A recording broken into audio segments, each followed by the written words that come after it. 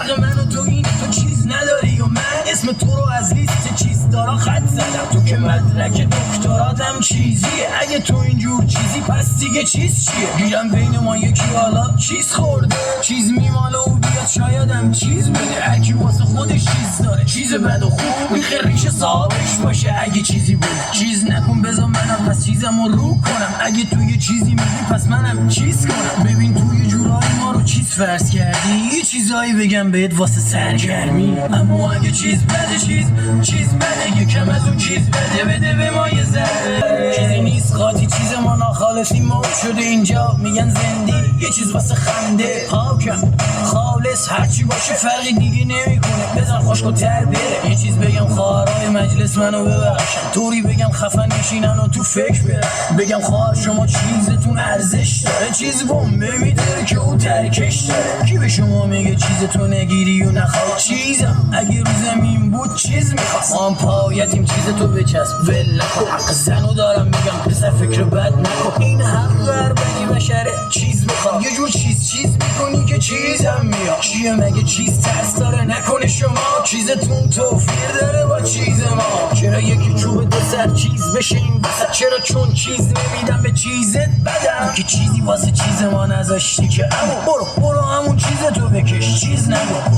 برو همون چیزتو بکش چیز. اما اگه چیز بده چیز بده یکم از اون چیز بده به ما یه ذره.